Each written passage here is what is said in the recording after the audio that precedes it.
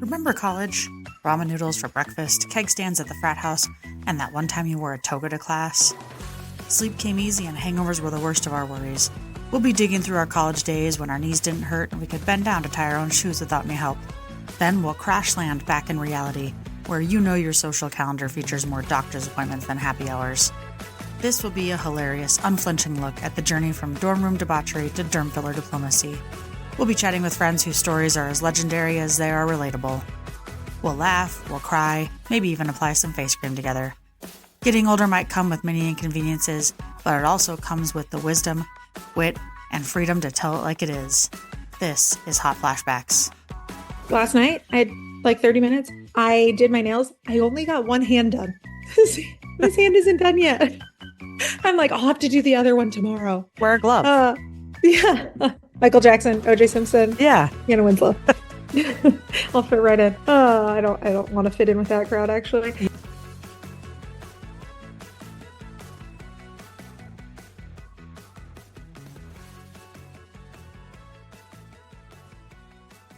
Welcome to Hot Flashbacks.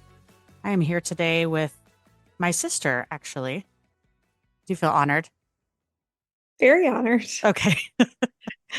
I'm here today with my sister, Hannah Winslow. Do you want to tell us a little bit about yourself besides the fact that we're related? We are related, and I'm Molly's younger sister. She's the oldest, and always been honored to be Molly's sister. Oh, Today on the podcast, and always. It's always nice to have like a cool big sister, that you look up to and teaches you things. I am one of three children, and then I have three children. And I'm married to my husband, and we live in Little Rock, Arkansas. I like when you call me big sister because I'm actually the smallest of all of us. Yes. I was gonna say, what else should I call you? But you're right. You are much shorter than me. My child is almost as tall as you, and she's 7. I don't know about much shorter. I am much older though. Well, no. When we get to this age, it's like, we're all just adults. It's We're all kind just of the same, old. right? Yeah. Yes. Yeah. There's a big gap between being 18 and dating someone who's 24 versus being 25 and dating someone who's 31. Like it doesn't seem Yes.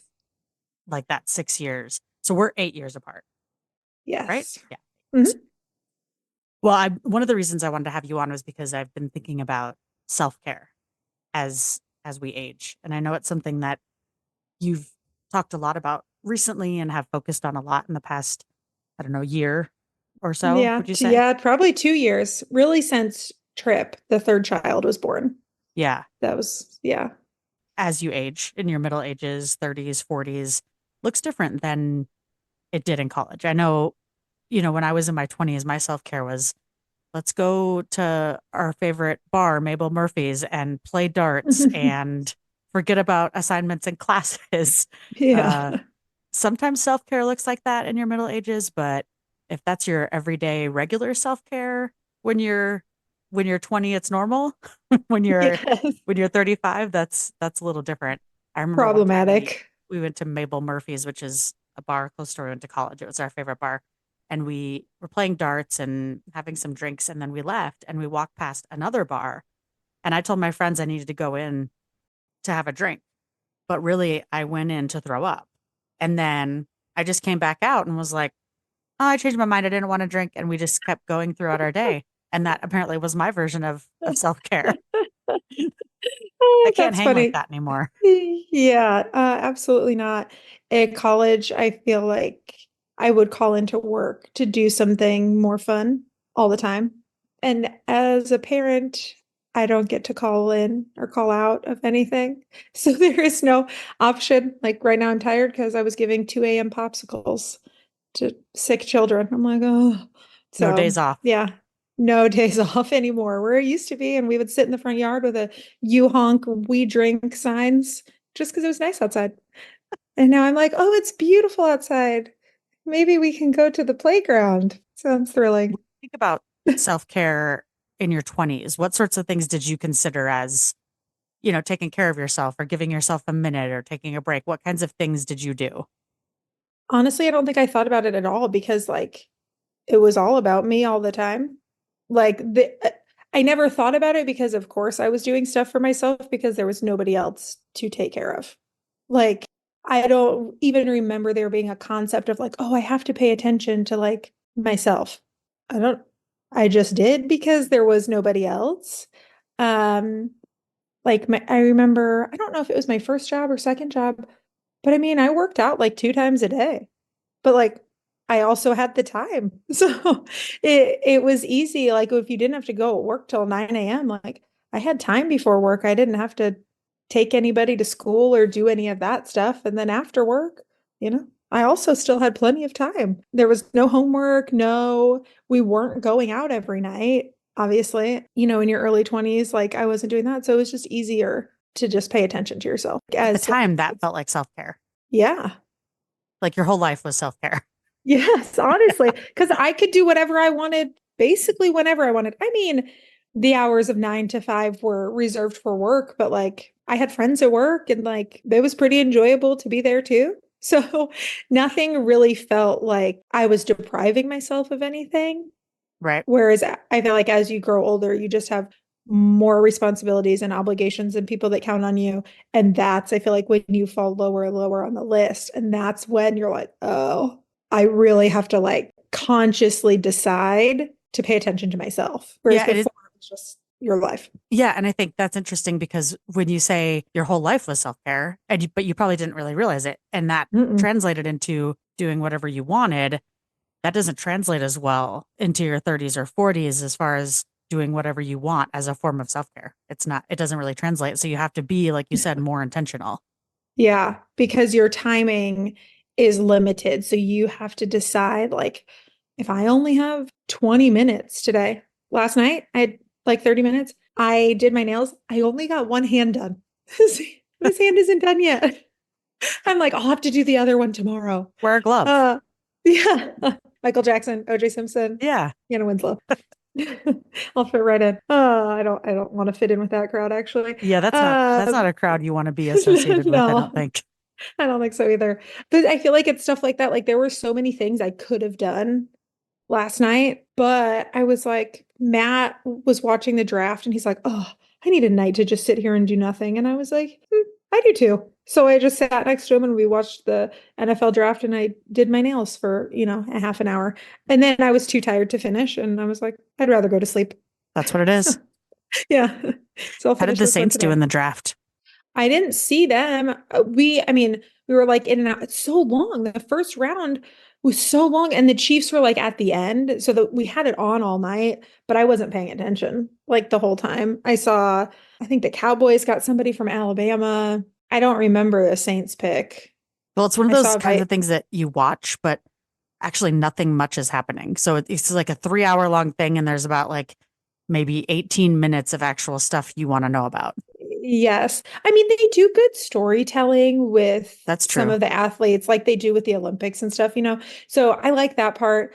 But there was a part, okay, which was funny, and I laughed, and Matt did not get it. But in Miss Congeniality, when they're like, "Oh, describe your perfect date?" And she's like, Hmm. "April 25th. It's not too hot, not too cold. All you need is a light jacket." Okay. Well, yesterday was April 25th, and then this guy got drafted, and they're interviewing his mom, and the reporter goes, now, how far has your family come? Like, what have you overcome? What have you gotten through for this moment, etc.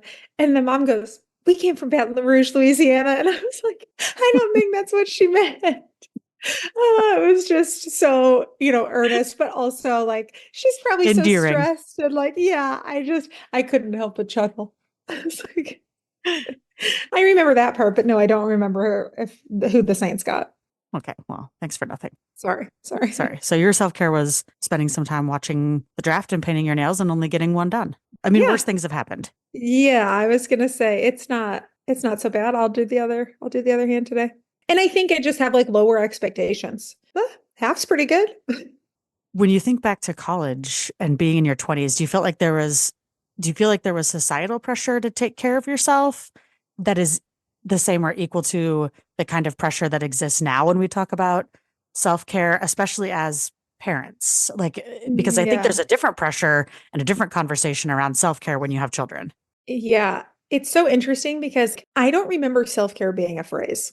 Like, Hmm. I don't think it existed. And I don't think we like paid attention to it as much. You know what I mean? Like, we didn't have skincare routines. We didn't, I don't know. I feel like we were good if we showered. I mean, Like, I had a skincare routine. It was Noxzema. oh, You're I'll familiar? forever remember that smell. Yeah.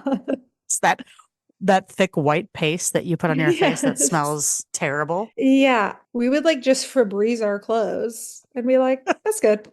You know, or like rub dryer sheets on our clothes. I remember we would do that if they're, I don't know. I think we were more concerned about like trying to look cute for spring break than like taking care of ourselves in any like, whether that's physically or mentally. Like, I mean, people were like running on caffeine pills. I mean, I was like on the Panhellenic board and I had an internship and a job and I was taking like 15 credits and I was like, how was I doing all of those things and still like partying every night?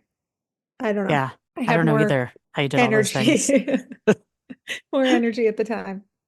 I feel like I did all those things and often thought, oh, I'm going to nail it in the work world. Being an adult, 40 hours a week, doing one thing, like I got this on lock because I'm doing, 60 hours a week, for different things. Yes. But then there's something that happens in your 30s when you get settled and you get a full-time job where all of a sudden that is more tiring than you ever imagined. Just the regular everyday grind. Yes. Yeah. It Yeah. requires a different level of self-care. And maybe that's the conversation is I think there's this misconception about what self-care is or looks like. And, you're talking about face cream or Noxzema or, having Yeah. a massage. I think it can look different for everyone, especially depending on whether or not you're an introvert or an extrovert. Some people, self-care might be spending time out with your friends, whereas for some folks, self-care may be sitting at home painting your nails and Yes. feeling good about that. Yeah.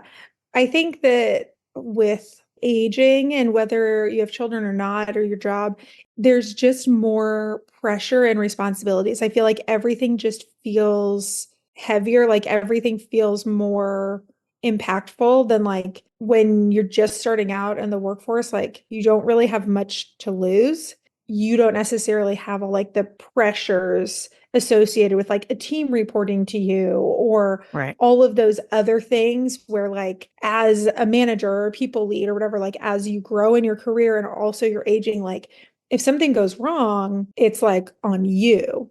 And so I think that those kind of things make just a 40-hour work week more stressful and draining, and it consumes your thoughts. Because even while you're not like there and on the clock, we're always on the clock. People have phones and they're emailing you all the time, or they can call and text you, or you're worried about something. And so it's like hard to disconnect from that. So you go in thinking it's just like a 40-hour work week. Like, yeah, I could do all these things in college. Like, I could do that. It doesn't stay just 40 hours Yeah, and at I all. think the level of responsibility that you have, and Increases. it's funny because Erin is 16 going on 17 here soon, and we're talking with her a lot about responsibility and the things that need to start happening, right? At some point, you have to start taking things on that make you more of an adult. So getting your license, paying for your own gas, paying a cell phone bill, these kinds of little things that we want our teenagers and to do to start taking on responsibility. And I could tell she's overwhelmed. I remember feeling excited about those kinds of things, and everybody responds differently. But I think the overwhelming feeling is more the idea that this is just the beginning of the change in growing up and taking on all of these responsibilities. It continues to grow. And I have to remind myself and reflect that this is kind of scary, probably for her to grow up in this way, to say, okay, oh, I'm getting older. I have these responsibilities. I have to do these things. Everything feels more impactful. And Yeah. so, yeah, I think the risks in your 20s don't feel as impactful. If you lose your job when you're 20, maybe you go down to Texas Roadhouse and get a new one. But when you think about losing your job in your mid 30s or 40s, that feels Mhm. life changing. Yeah. Because they're like, can I get a job at this same level, at this same pay rate? Does my family have to move? Like, Right. it's way different than like, oh, I'll get a serving job to pay the bills until like I get something else or whatever. It's way different because, there's people that rely on you, or there's just way more bills you have to pay. Like, it's way different. So, how would you say that your approach to self care has shifted as you've aged and hit sort of I'd hate to out you, but your middle 30s, if you I will? know I will be 35 soon. Trust me. My kids tell me all the time how old I am, which is like side note interesting being a parent to like one kid, and I'm like the youngest parent for Clara's age group. Right. And then with Trip, I'm the oldest parent. And like seeing it, I'm like, oh, we're the same age. And then I see these other moms and I'm like, oh no, no, you're 26. Like we're literally like 10 years apart. Like Yeah. our lives are way different. Even though our kids are the same age. It's just like really funny. I think my approach maybe has changed from actually a woman I worked for, I don't know, 4 years, who's also a podcaster. She uses the term, Rachel Nielsen from 3 and 30 podcast, she uses the term soul care. And I like that because it encompasses different parts. I think self-care can be very like paint your nails, which is what I did, but also I was sitting and relaxing. It could be therapy, or it could be like talking to your best friend or your mom, or there's so many things that like depending on who you are or in that season or in that moment, what you need is different. It's not just like about your physical body, right? There's so many other things to take care of. And so I like how she refers to it as like soul care. And so that perspective kind of changed it for me. And also, she says, including yourself in your circle of care, meaning like everybody that you care for, like how well do you care for them and what needs are you meeting for them? Like you should meet those same needs for For yourself. yourself. Yeah. And I was like, oh, that is Wise. so, yeah, just so true. And so that's the thing that I feel like I have to remind myself of. And I feel like that's what has kind of been like my baseline for how I take care of myself. And I think that it was when I had my third child that things got so crazy, just logistically, that I was like, if I do not very intentionally decide I'm going to do something for myself, it's never going to happen, like ever. Hmm. And so I think that you just have to sometimes just decide that you're going to do it. Yeah, I'm digging this soul care thing because I think that at least in my mind, this self-care has this idea of being very physical. Yeah. You know, like you said, you're putting on a face cream but it's not always just that, right? Maybe it's taking time to journal. Maybe it's, Yeah. going to the bar with your friends and having some time away. But really it's Yes. about finding ways to focus on some of the things that you need to fill your own cup. Yeah.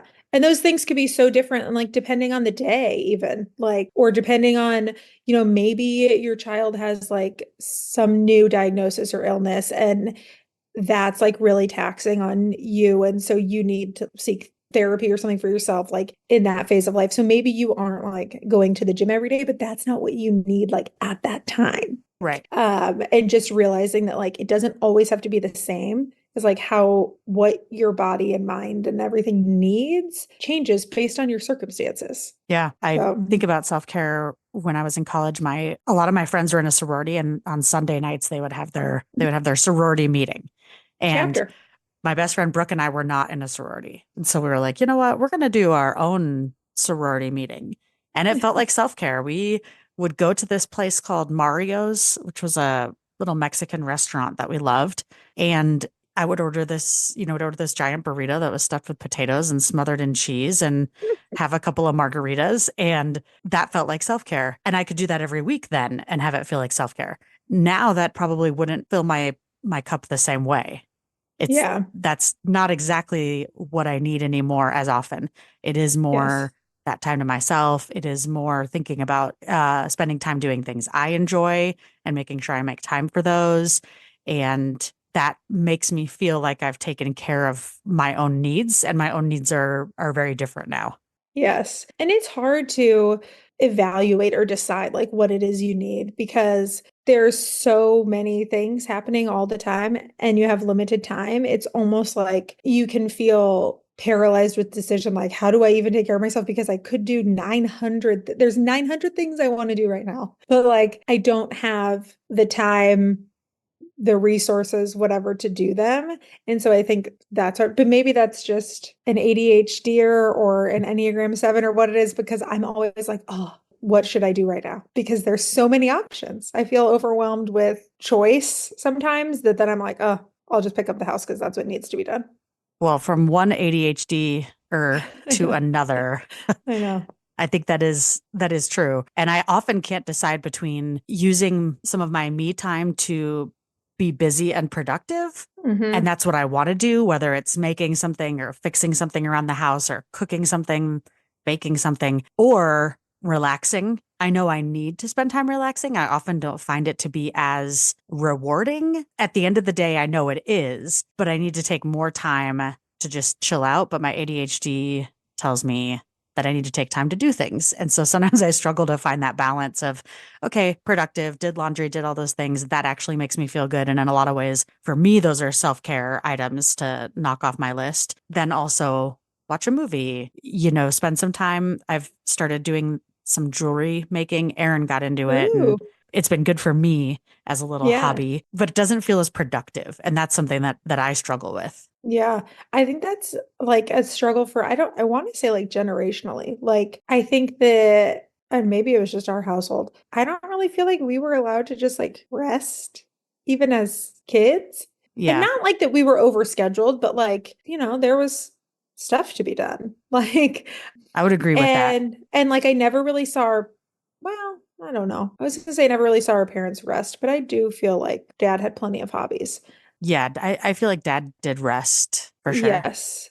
I think that his hobbies was his version of resting, but I do think it's hard to just like sit there because in your brain it's telling you all of the other things that need to be done and it's hard to like disconnect from that. Like I don't really have a hard time like disconnecting from a phone if I want to like take a nap. Like I love a nap, but it's hard to turn my brain off from like, well, I have to do this and I could do this and if I only have this much time until the kids get home from school, then that I think is what's hard. It's the mental unplugging. Yeah, maybe we could do like a whole episode on having ADHD in your middle age. I know. I know how It's like terrible a it is. Well, an ADHD parent raising an ADHD child, let me tell you, maybe you should start a podcast. we drive Matt crazy. He's like, the two of you. Like, because I'll do things and then he's like, and you guys are the same person. I'm like, because I'll get frustrated with her about something. He's like, you do the exact same thing. And I'm like, do I? Are you sure? That's funny. And I believe it. I think about how you were talking earlier about how the self-care has evolved over time, or your soul care and your acknowledgement of the need to put yourself first at times. It kind of evolves over time. What are some of the things that you do to carve out time for yourself? It honestly changes every day because I am not a scheduled person. I am not a type A. I am not. So it changes all the time. But like, I think that routinely doing things and like saying it out loud to my family or my children lets them know it's not weird for me to do something for myself. And I think that that has been important. Like, I'll tell them, like, oh, we're going to the athletic club. And like, I'm checking you guys in because I need to like get some steps in or go on a walk. And so like I'm checking you into childcare because I need to do this for me. Like Hmm. we're not going on a family walk because then I end up carrying all the bikes and everybody's fighting and like that's not for me. That's like and so doing that at the gym or even just going on a walk with just Trip, but I give him his iPad in the stroller One so that child I instead don't of three. yeah, and he's strapped in and he has his iPad like because I don't care. Screen time, moms can come for me, but I don't care because I'm like, otherwise, I would be not walking continuously, actively. I'd be like stopping to do something for him or whatever. But like if he's on his iPad, I can just take him with me and we can go and he's just along for the ride. Well, and also Uh, mentally, it allows you yeah, to focus on something else rather than I can put, managing the yeah, children constantly. yes, I put one headphone in so I can hear him if I need to, and also Hmm. like, hear if there's weirdos around me. But, and I say those things to my kids, like, I make time to see my friends and go out and do things. And I tell them, like, you guys get to go have play dates or go see your friends, or you see them at school, or you go to dance with them, or you do all of these things. Like, I have to make time to see my friends. I think something that makes me feel like less guilty about it is like, I think that that's a good skill to teach them is that like friendships and relationships are important no matter how old you are. Hmm. Your parents are people to With needs. outside, yeah, outside of being just your parent. And these needs are simple, right? Like I want to see my friends and I want to go on a walk. Like I'm not asking for a lot, but I think verbalizing it and then just letting them know this is what's happening. Like even with Matt, I tell him like, hey, I'm gonna go. I got invited to this thing. I'm gonna go on Saturday night. Like, are you good with the kids? He's like, yeah, what time? I don't really ask. I Mm-hmm. just say like, this is what's happening. And he's like, okay, cool. So I think maybe I got lucky in that regard of having a spouse who is like a team player. Well, I don't think that should be considered luck, but Well, I hear no, but you. I do think that some people could listen to this and be like, "Oh, I wish that, Yes, my partner did that or I wish that that." And so, no, I think that everybody is entitled to that level of like partnership and support, but I don't think that it happens. agreed. Yes, I'm here to tell you that if you're listening, you deserve that level of partnership and support from your partner. And hopefully you Yes. give that to them also. You're right. A lot of Yeah. times we say things like, oh, you're lucky to have, a husband who, helps you with the laundry and you don't have to ask him to do dishes. And I'm like, no, that shouldn't be considered luck. That should be considered expectation. But societally, we say, oh, you're lucky, when really you're Yeah. right. That's something that he should do for you and probably something that you do for him as well when he needs his time. Yes. I think that Yes. probably looks different for men in terms of how they self-care or need Yeah. self-time, but Yes. we need the same thing And too. it's easier, well, I don't know if it's easier, but societally, men in like heteronormative society, that they have these really long hobbies, right? Like they golf or they hunt or they fish Right. and they leave for like 8 hours or the whole weekend. Hobbies that are And entire seasons. yeah. And I'm like, okay, so if I want to go get a manicure once every 3 weeks, that's fine.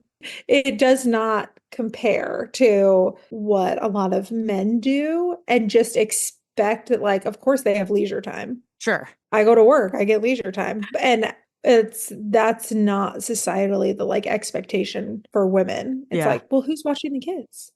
And I'm like, either the other parent, a babysitter. Like, I don't know. I didn't just lock them outside. I love But that sometimes I wish. you said that, like the hobby's like a season long. Like or Yeah. the hobby is I watch football. Oh wow. Okay. So that's like 16 weeks a year, all day every Sunday, Thursday nights and Monday nights. Oh wow. Okay. So that's quite the hobby. Yeah. I It's mean, a little and different than getting a manicure or, yes. having 30 minutes of yoga or whatever. Yeah. So when I want to like tune in live to the Real Housewives reunion and it's 3 parts, and Matt's like, they can do this for 3 hours. And I'm like, hold on.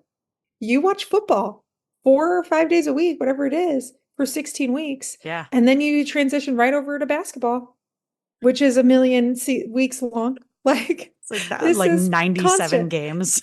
Yeah. So I'm like, yeah, I'm watching this live. Yeah. Like I'm It's tuning a in. real thing. You're putting the kids to bed. You get to watch football live. I get to watch Bravo live occasionally. Well, I think some of the bigger challenges that a lot of folks face in their mid 30s and 40s is figuring out balancing those things. There's so much pressure. It's something I didn't feel in my 20s was the need to go to the gym. I'm not going to lie. Like and I think that could have just been a generational thing. It was the So early you didn't. 2000s. I didn't even I know we feel had a gym at my college. Oh my gosh, we had like, and not that we did not look like this. Actually, some of my friends did, but like they would literally tape up pictures of like Victoria's Secret models, like from the Victoria's Secret fashion show, and like tape them up in our apartment, talking about being like spring break ready. Okay, no, no, no. I'm Right. not And saying I didn't feel pressure to be skinny or look pretty. I didn't oh, feel pressure to have like some sort of fitness routine. Like we didn't have oh like a yeah. gym that people I went don't think to. so either. We didn't really go to the gym. We would just like drink vodka waters and think that that was Right. like Yeah. the best choice. That's what I Like mean. Yeah. this is healthy. Like, No added no, no, no. I did calories. feel pressure to be skinny and look beautiful. Therefore, drinking vodka water or vodka soda with a lime on Yeah. occasion. But I don't remember people like going to the gym the way that No. I do now and the way that we think we should at this age. And I think part of that's society, but part of that is also age. You get to a point where you realize, oh, I have to take care of my body in this very different way if I want to Yes. live to be 80. Yeah. Or like for my joints to not hurt or my knee to pop every time I walk up the stairs. Right, right. Because you start Thanks for feeling the listening to Hot physical pains Flashbacks. If of you aging. enjoyed it, Oh, God. be sure to follow us on Yeah. social media. It's And rough. like this episode. It's just rough. Want more Oh, content? You know, yes. just Smash like that I know. follow button wherever We did you just get like your hip hop podcasts and abs never or miss an something in our episode. apartment together. Thanks for like, sharing your you ears, know. friends. I'll catch while you you on the drink flip the side. vodka water. Yeah, probably, honestly. which now I still drink those like Crystal Light packets, which we used to put in our vodka. Now I just drink them in water, and I'm like, oh, interesting. There used to be a lot of liquor mixed in with this, but not anymore. Well, thank you so much, Hannah, for being on our show. I'm really looking forward to having you again because you are an awesome guest, just like you're an awesome sister. Where can our listeners find you for more Hannah inspired content?